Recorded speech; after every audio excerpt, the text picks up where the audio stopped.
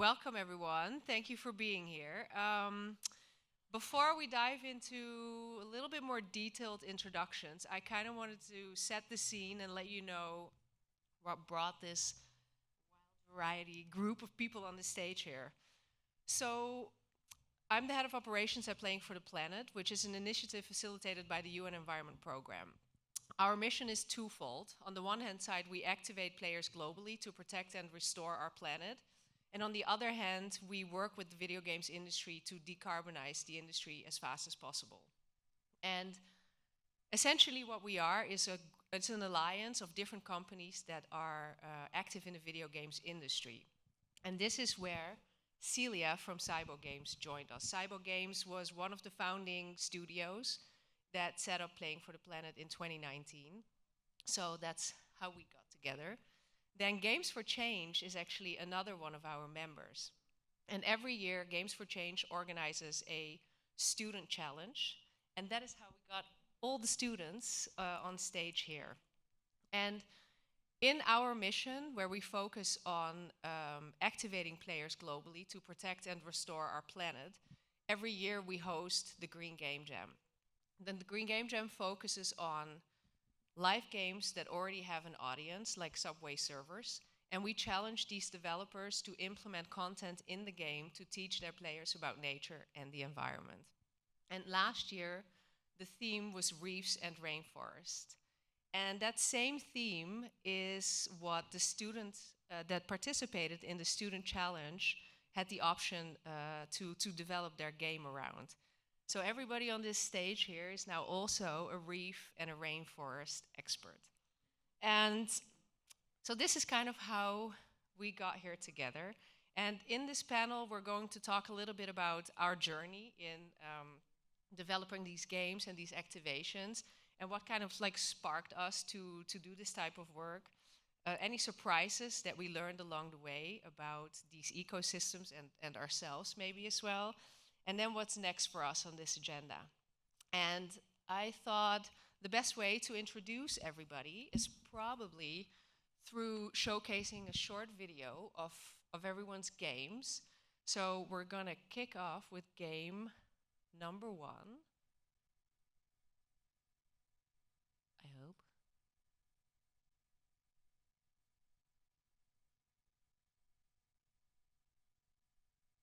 That's funny, we just tested it and everything worked fine. Oops.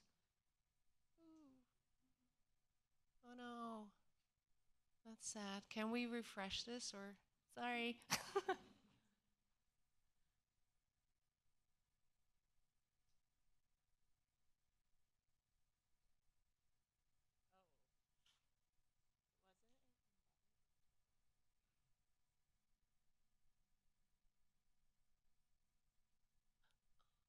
Maybe we go here, and then we play. Oh.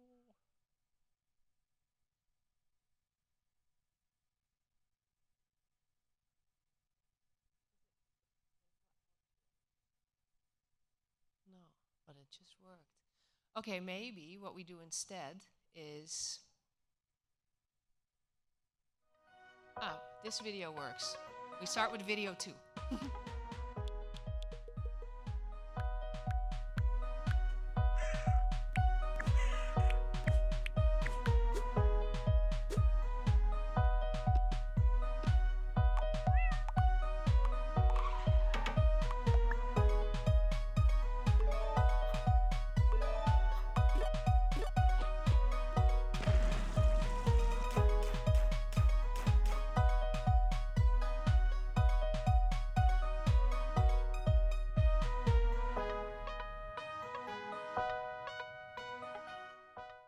This is Harvest, made by Tarek, completely on his own.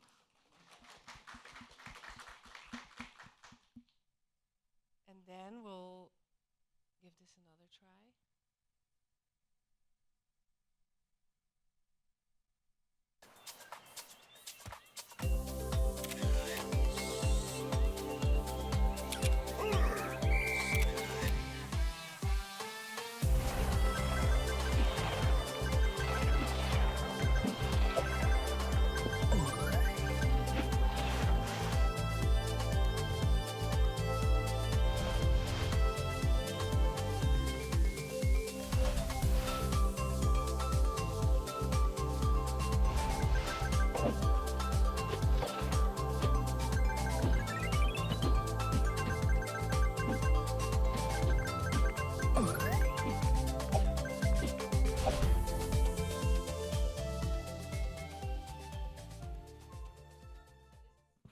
This is the rainforest-themed world, Bali and Subway servers made by Celia and the team at SYBO Games.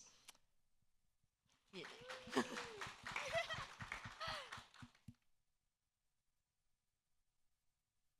then...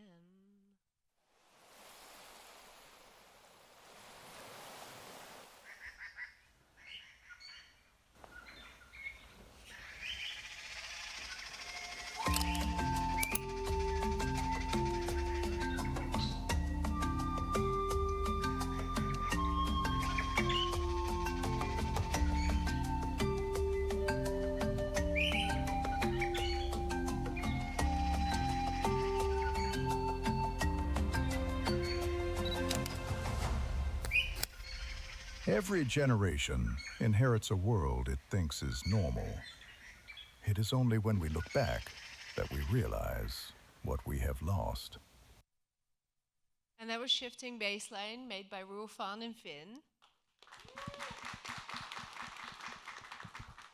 And I do want to try to get video, the last video, which was the first, to play as well, because this is another beautiful game made by Livia, The Last Drop Cafe. And maybe we have to just be patient. And it comes, but I'm afraid it may not come. I'm very sorry, Livia, but maybe you can take a minute to explain what your game is about. Okay, so basically in my game, The Last Drop Cafe, you are a cafe owner and you get to talk to these customers who are living in a barren reef, basically. And while you talk to these customers, you learn about how this reef has affected their lives. And as you serve coffee and as you meet more customers, you have the potential of reviving the reef? But if you don't do good enough, you might you might kill it. Yeah. Yeah, and the games are all in the arcade as well. So if you do have time to play one game, because you haven't seen it yet, play Livia's game, please. But hopefully you all have a little bit of an idea now what these games look like and how they have incorporated the themes of reefs and rainforests. And with the ending of their video on shifting baselines, I think an important note to kick off with: year over year, we are seeing temperatures increase. And we have to realize that this cannot be our new normal. This cannot be our baseline. And we really need to take action now and work on the right things so that we don't create this as our new normal. And I think that is just one important note I wanted to share. And with that, I would love to kick off talking a little bit about how you all got started with the student challenge and why you joined. And maybe, is there anyone who wants to go first? Have a quick note. Yeah, Tarek, you can go first. Yeah. So, hi everyone. My name is Tarek Mohamed. I am from Egypt and I was born in Alexandria. And my game Harvest is actually a collection of games. And what inspired me to begin working on this project is when I realized that the consequences of such a huge issue like the problem of hunger could be drastically reduced with just small improvements with how we interact with resources and improvements to our food production pipeline in general, as well as spreading awareness about this issue globally. So this inspired me to begin working on this project, especially because I see the negative repercussions of malnutrition and resource waste in almost every country, including mine. I think most agricultural land in my city is watered using flood irrigation, which wastes way too much water.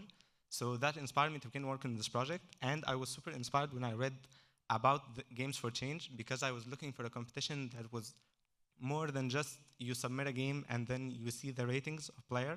I wanted the game to actually be judged. So I was researching and I learned a lot about nature and I learned a lot about specific fields I wouldn't even have the chance to learn before.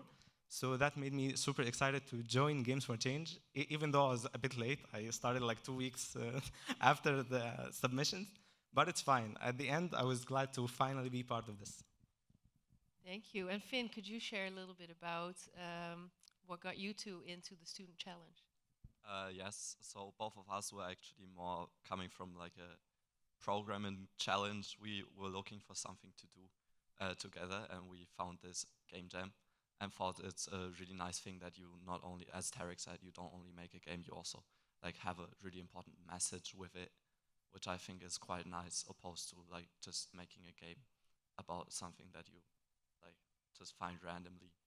And then we came up with the mechanic first, and then we started looking for ways to incorporate that with the theme. And that's how we find this shifting baseline syndrome. And for that's really important. It's like at the base of everything. So yeah, that's how we came to this. Great. And Celia, why is a company like SYBO with a game like Subway Surfers participating in the Green Game Jam every year? Well, that's a great question. So Subway Surfers is a 14-year-old game, and I've been at the studio for more than 7 years, so that's long enough to actually be part of, all 7 of the Green Game Jams that we participated over the years. But before we became part of Playing for the Planet, it was actually part of the company DNA. One of the 2 founders, Sylvester and Bodhi, SYBO, care a lot about the environment. So that kind of increased that care, I think, has been able to become a bigger part of the game for the past 7 years, and especially through Matthias's leadership and all the other partnerships and collaborations we've, taken part of and helped found over the years. So, yeah. It's a long journey. I could keep talking about it, but basically it is part of the SYBO DNA, so it makes it very easy for us to kind of work with the topic and implement it to the game. Yeah, that's great. That's very great to hear, and we hope that many more studios join a similar journey as SYBO has. And then Livia, if we kind of like take us back to the moment where the environment first grabbed you, maybe this was a place or a memory or something that you noticed but other people didn't. Can you share a little bit more about what got you hooked on the environment and on nature? Yeah, okay, so specifically about reefs, because that's also what my game is about. When I was little, there's this show I used to watch all the time. It's Octonauts, if anyone knows. Okay, so in Octonauts, a brief description, it's basically where a group of animals called octonauts go around the world and explore the different species in the oceans. And I think my favorite part of the show was watching them explore the Great Barrier Reef. Maybe because I was a kid and I liked the colorful coral reefs, but I also think it was because there are just so many different species in this one area. And each episode covered their unique lives, or what was really interesting was how some animals were codependent with each other. And and that's also what my game is about, like learning about how the animals rely on the reef and how they rely on each other. So I think that's what I really wanted to focus on. I also think that it shows how media can be really impactful to especially young audience and like digesting complex topics to them. Great, thank you. And Ruofan, if we look at your story, can you share with us what got you first hooked on the environment? Well, it's quite a long story. I'll keep it short. So when I was young, my parents would usually take me to this sea that's near my place. I live in a big city, so it's like 1 hour drive away, and then we would go there every year when I was a kid. And in my memory, it's just a very vague memory that I really love that place. But then as I grew older, we kept going to this place again and again, and I started to realize that it wasn't a nice place at all. It's just crowded with people. The ocean was brown, and I started to wonder, like, why would I still keep going to this place? And I guess it's just that's what I was exposed to, like the brown ocean. I thought I was normal, but it's just ocean, and we all love ocean. So yeah, and so our game topic was on this shifting baseline syndrome, where a new generation of people get used to what is being seen as normal, but it is actually not. And yes, that is a very short anecdote of how I got hooked up onto this topic. Yeah, thank you for sharing that. Lisa, if I just may add, because what Ruofan said really resonated with me, and we've been talking about this topic before. We had like an initial little meet and greet chat, and I've been thinking about it. And for me, it's more that it's always been present, coming from Denmark, a small country, and growing up there.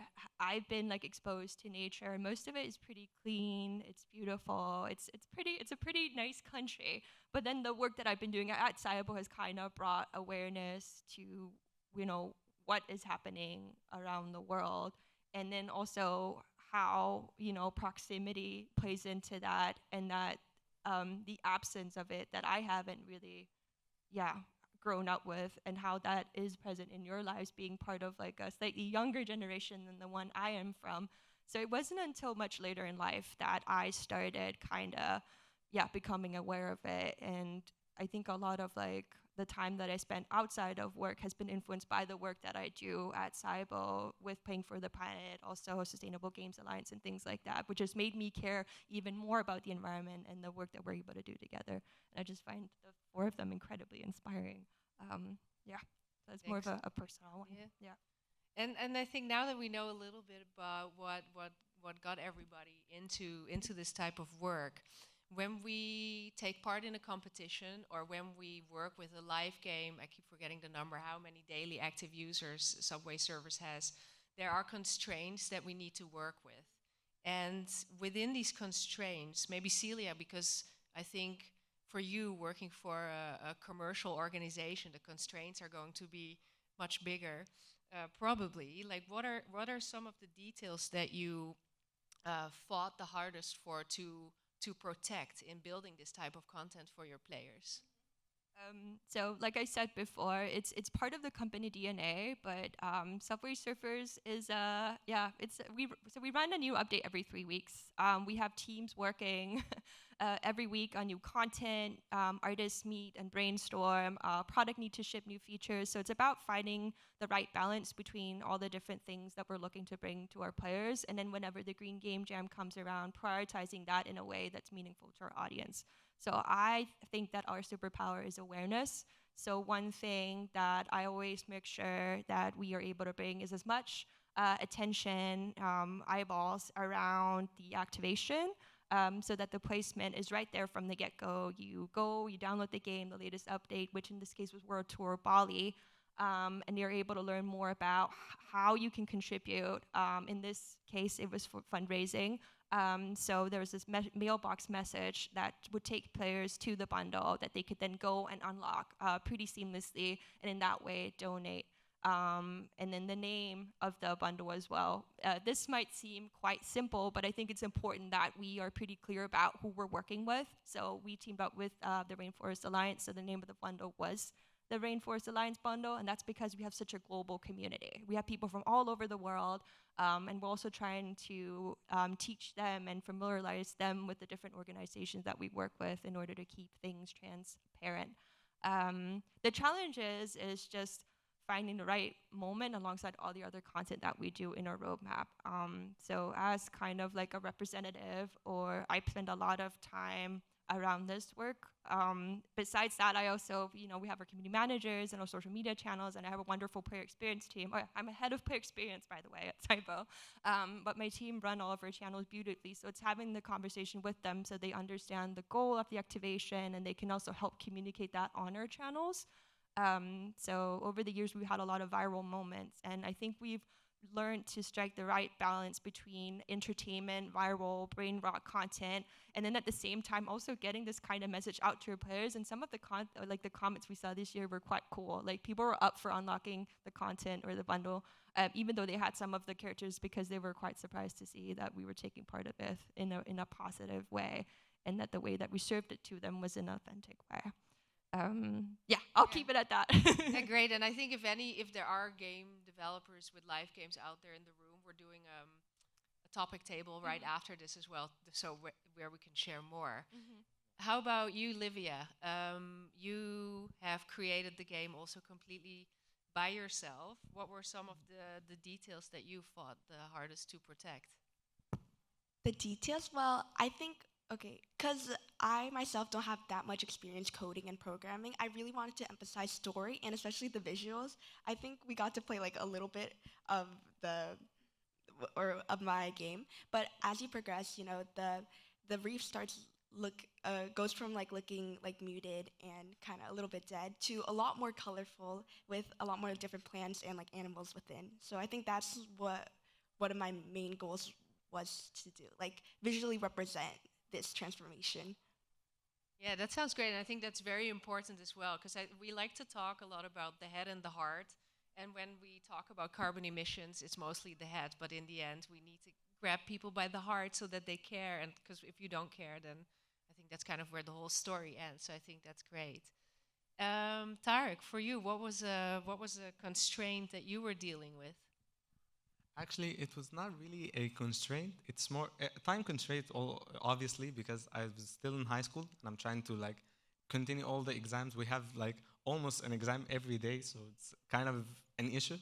And other than that, I was working on this project during the holy month of Ramadan, and after it, there is a period where we celebrate our Eid and stuff like that. This takes a lot of time, and this with school was really like a burden for me to actually be able to work in this project, and I had to like wake up super early every day to actually have time to work in this project. So, and also because you're always fighting for perfectionism, so I wanted to make the game as perfect as possible, and I tried to implement new ideas and create new mini games and stuff like that. So that made me realize that even with the constraints we have, you could actually like have faith in yourself and create a game like of this scale to be able to create multiple mini games in the same project, and that was actually truly inspiring for me, to be honest. Great. And then for Ruofan and Finn, we learned yesterday that you have a couple thousand unfinished game projects at home as well, but this one made it through the finish line. Can you guys share a little bit as well about the constraints that you were working with? Yeah, so as you might already have heard, I am notorious for not finishing my games. Um, I always start projects and then I just kind of get bored of them. I don't know if this is relatable. I guess if you work for a company, it's kind of difficult to just stop working on a game. But yeah, she actually pushed me through this. So this is the first game I actually did finish. And I would say the biggest constraint was still time because we had bigger stuff planned. Like the main goal of our game are these little festivals. For example, the Day of Silence, where people don't use motorboats on the ocean just to give it a day of rest. Yeah, but we have two of these festivals in place, and that's all we could do with the time. I'm still in high school, so I got a little bit of stuff going on because it's the final grades. And then she was out in China at that time. So yeah, we had a little bit of a time constraint, but we managed to pull through and finish the game. So yeah. Great, and I think probably Celia shares the concept of time as well, because from the Green Game Jam perspective, we ask for a lot, and it takes a lot of time, we know that, but yeah, so I think that's something we all share. Rofan, if we look at surprises along the way, did anything surprise you as you took part in this competition? Maybe something about the environmental theme itself, or about making games, or about did you learn anything about yourself along the way? Yeah, like just like Finn just said, it's not only the time constraint that we had problem with. It was also like we had a lot of disagreement on how the game should structure, what is the storyline, and then it was extremely difficult, like with the time zones and stuff, because he was in Germany, I was in China, and we had like problem with the version control. Like always, I could delete his stuff and then say no, that's bullshit. And then and then so that was a surprise for me because I thought the group would work pretty well. We only had two persons on the team, but it was actually not that easy. And so I would imagine like in a team, a bigger team, that would be harder.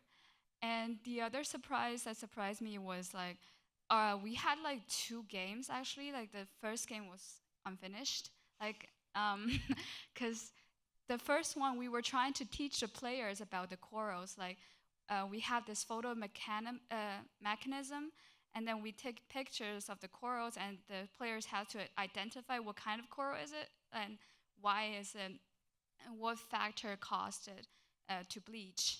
And we were trying to teach the player that the corals are staying under stress, and they're actually organisms. They're living organisms. They're animals.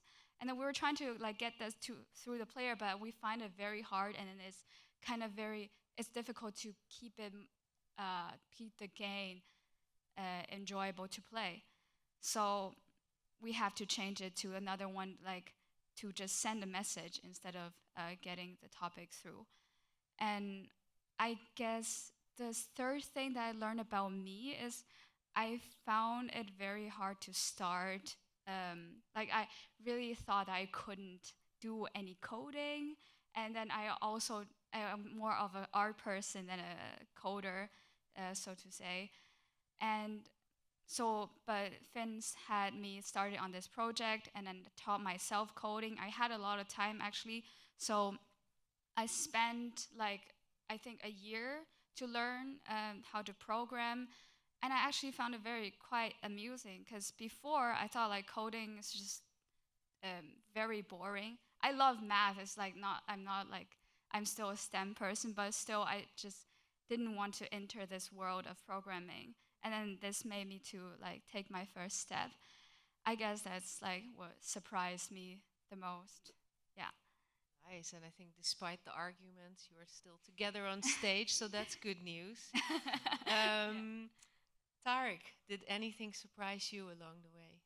Yeah. Actually, when I was researching for the game, and I encourage everyone here to look this up, it's called anaerobic digestion. This was a process made in AD facilities, and if you research more about this, you can like convert organic waste into rich fertilizers for like and use it as compost in every like agricultural land and stuff like that. It was truly inspiring to actually like repurpose this into a new and useful thing.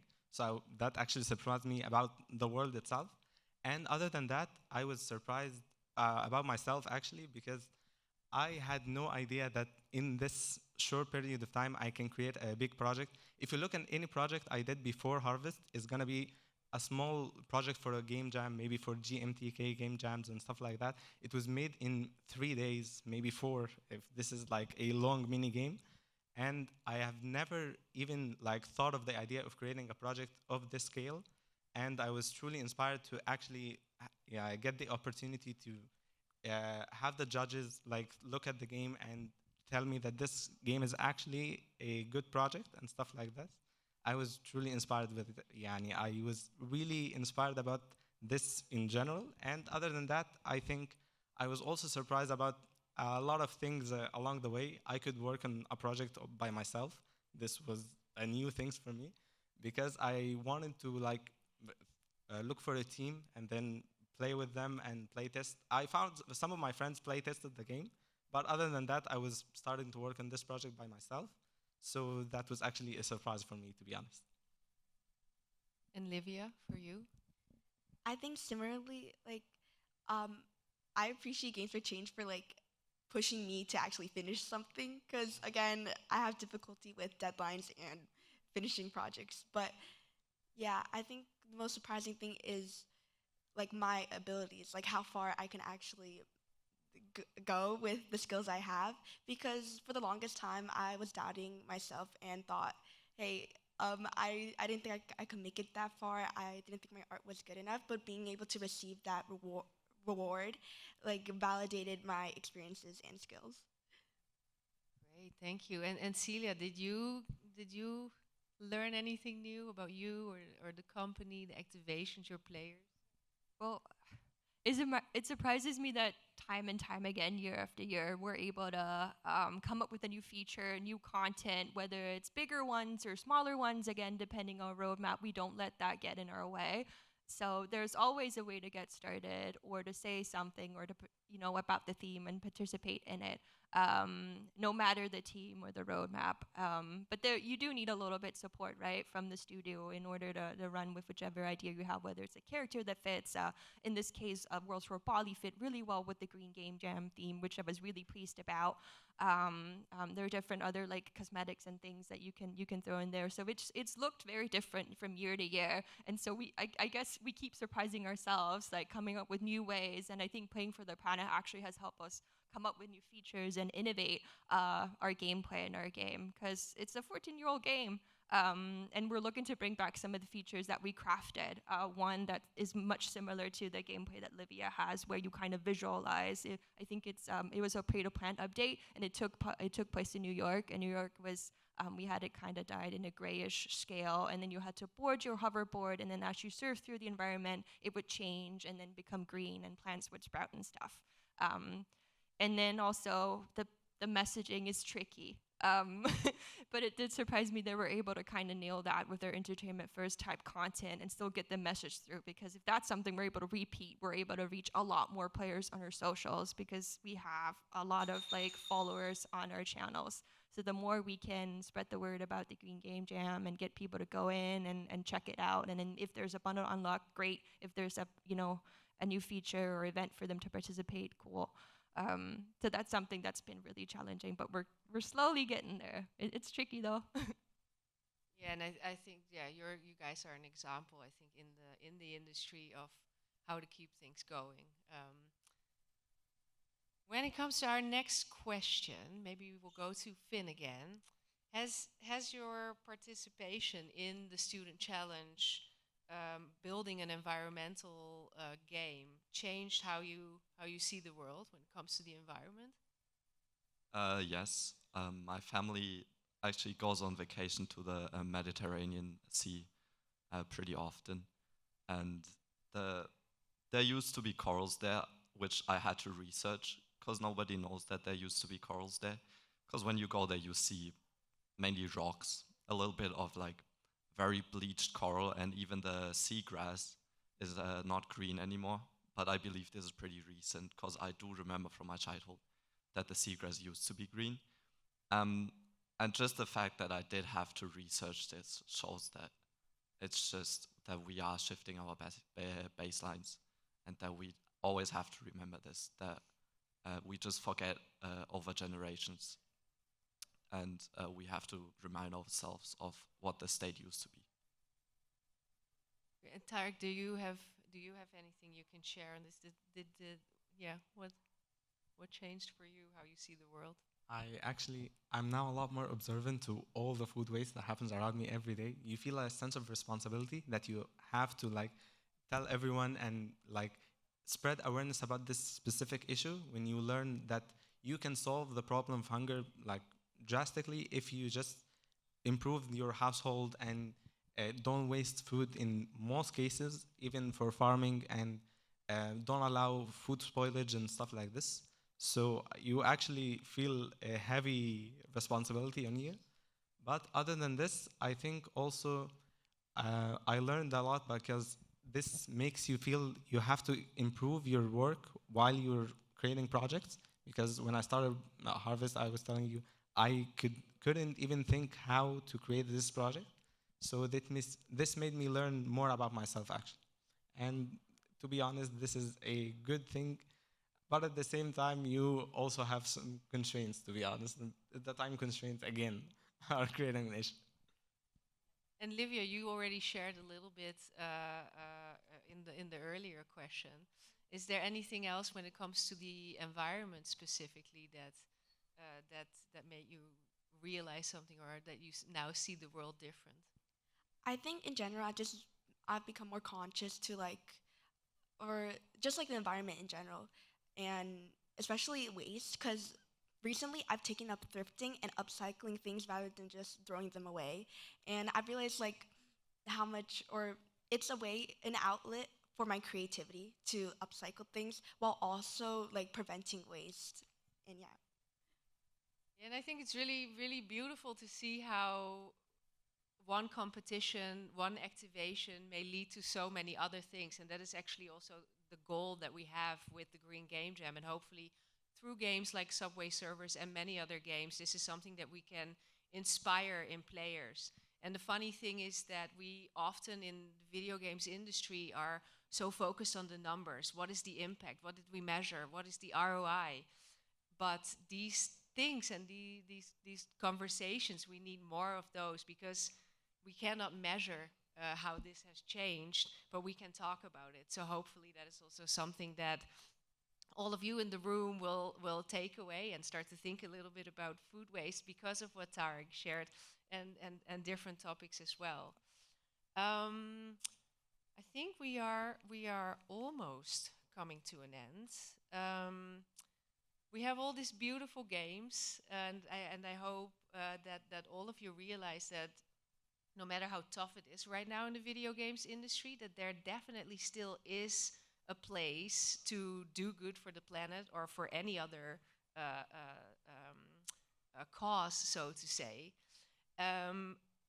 But when it comes to those of you that joined the Student Challenge and winning the challenge, what did it mean to you? And if any future game developers that are looking to join this challenge are in it to win it, are there any tips that you want to share? Looks like Ruofan has to go first. Oh yeah, he's tapping my shoulder with the microphone. I guess like from my own experience to the fellow other future developers, I feel like you don't have to start when you feel yourself professional enough. I feel like just curiosity is enough to start, and not to be afraid of starting and finish your project. And I think that the curiosity, and I can echo that. Like on a day-to-day basis, I talk to a lot of big video game companies and different gaming teams. And something that I've learned along the road is that often when studios are new to developing this type of environmental content, they want to be perfect. And it has to be perfect. And funnily enough, we also want to make sure that we share the knowledge, we change behavior, we get people new skills, and we want to do everything at the same time. But we know when we design games, we don't drop all the features immediately. It is a slow onboarding process. When you enter a game, you get to know the different features and systems in the game. And it's the same thing with developing environmental content. I think it doesn't happen over a few minutes or a few hours or a few days. It's more likely over a few years, I think, when it comes to developing content in existing commercial games. But yeah, I think I really echo that. And Tarek, do you have any tips? So actually, I think if anyone is looking for the same spark to actually start working on projects, it's more important to not only have a motivation towards maybe a specific issue. It's more so you have to think about what keeps that spark alive and how to keep working in this project without like letting it midway without finishing it. And I know that what keeps the spark alive can be different from one developer to another, because obviously not all people think the same. However, I do think there are three main pillars that you absolutely need to have in any project to keep that spark alive and keep working more projects without stopping midway. And they are, I think, creating an creative aspect to your game. The second thing is having an enjoyable experience for the players. And the third thing is having a meaningful cause or a greater cause for your project. I think the first one, having a creative aspect, is especially important for me because I remember once starting a project that was lacking this part in particular. And I remember wanting to quit this project so much. It didn't have a cool twist of a famous genre or like a clever gameplay mechanic. It was just bland gameplay. And I wanted to quit this project so much, but of course, the sunk cost fallacy didn't allow it. Like I put in so much effort that I have to keep going on this. So I kept pushing further, but after a while, I realized how important this part is. The second thing, and I think this is the most important pillar in any of them, is creating an enjoyable experience for the players, because you as a developer need to see the positive impact of your game, like when people are playtesting your game, even in early stages. So I think this should be your number one priority. And other than this, the last pillar is creating a meaningful cause or having a good message in your game. And I think this inspires me to not only be creating enjoyable experiences for the player, I think this is also important to actually include a good message or a warning about a specific issue. This makes you feel that you're solving a problem not only for yourself, but for others as well. And that keeps you pushing further and keeps you working on more projects without stopping midway. So overall, you should need enjoyability and creativity, and other than this, a meaningful cause to your projects. I think, Celia, you are shaking your head. Maybe some things to add from your perspective? Sure, there are actually a lot of things that keep the spark alive. I don't feel like I'm at a point where I'm like, I've lost the spark. I've been in the industry for 10 years. I've been at SYBO for 7 of those. We have a lot of fun in my team. Like whenever I check, right now I'm just checking the Slack and see what's up, and they're doing all kinds of stuff with our guard mascot and checking to see, does this look all right? Does that look fine? Like it's a lot of fun in games, and all the collaborations and partnerships that we do, jumping on trends, but also crossovers with Brawl Stars and Crossy Road and things like that, just keep things new, fun, and fresh.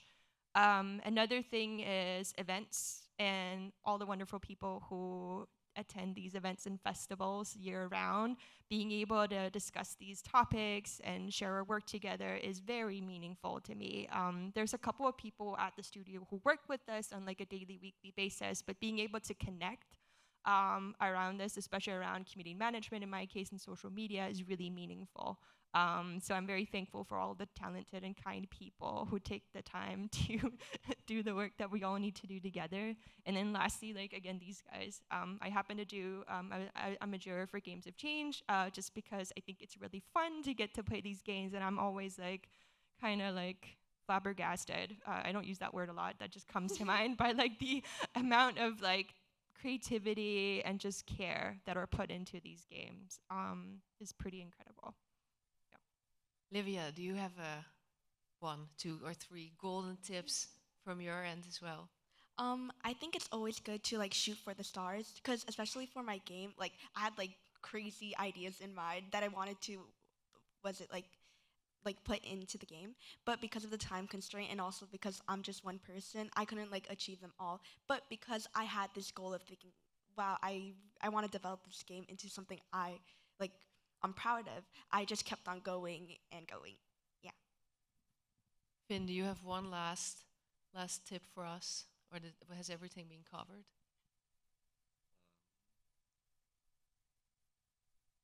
I guess you have to finish your games. Else you can't get them out to the people, and I think it's kind of sad to have so many unfinished projects that nobody was able to see, because I think a big part of it is also seeing the joy that it brings to people. Yes.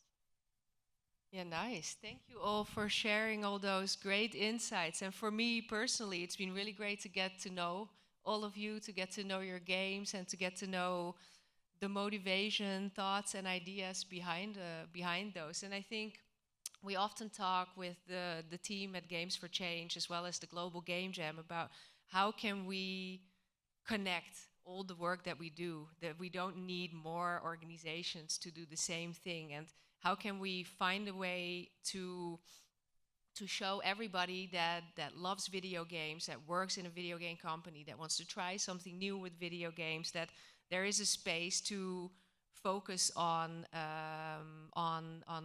environment and protecting the environment through games. And I hope that with this collaboration we can do more and more of that in the future, so that anybody has a chance to engage with these topics through games. And it may come unexpected, but along the way you might pick up something new and share that with someone in your network, and who shares that again, and then there's that ripple effect.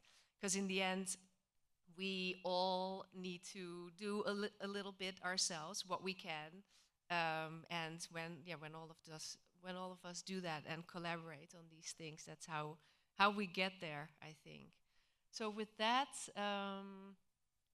we have 25 seconds left. I don't know if there are any questions, but yeah, feel free.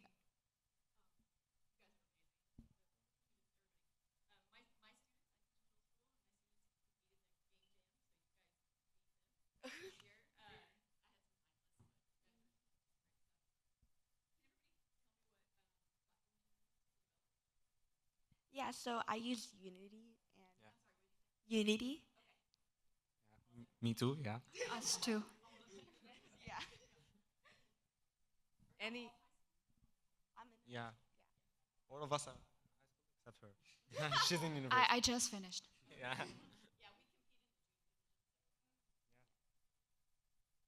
any other questions, thoughts, ideas? Yeah, here. So for all the games you talk about finishing them, do you feel like they're finished now, or do you see ways you want to keep growing them or taking ideas into other games? Yeah, I was playing through my game and I know there's like a couple bugs that needs fixing, and also, how I said I wanted to shoot for the stars. I didn't achieve all I wanted to do. So yeah, there's a lot of things I want to fix. Yeah. I saw one more question in the back.